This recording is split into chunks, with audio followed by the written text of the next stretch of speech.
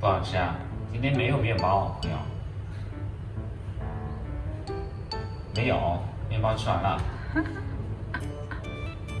我们可以那个吃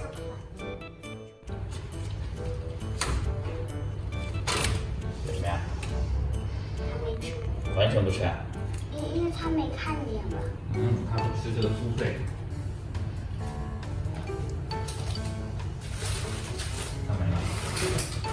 哎，这老公你看他不吃啊？老公给再来一个，那个。没有吃。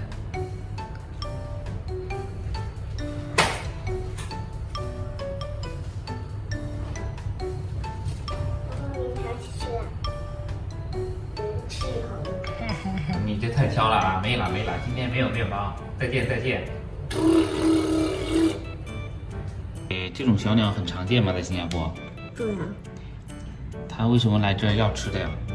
因为新加坡很热，然后它就像小臂一样，然后它很热，在外面它也不喜欢吃叶子。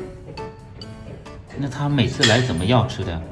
它说话吗？它叫，然后怎么叫？妈，就很细声的叫，然后我们就给它吃这一下，然后这个鸟一般鸟都飞走了，如果我们给它吃的，可是这个鸟一直在这里。那你觉得它想干嘛？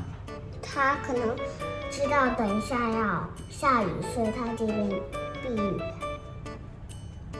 那它吃了吗？你看它一般吃什么呀？它吃一般面包，软的。有牌子的面包吗？比如说哪种面包它特别喜欢吃？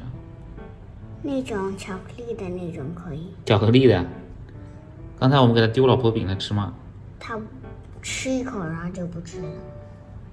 那你觉得它现在就是在等着避雨呗？对呀。下雨的时候，那个完了，可能它身上还是有一点湿，可是这边有个电风扇，可以帮它吹一下。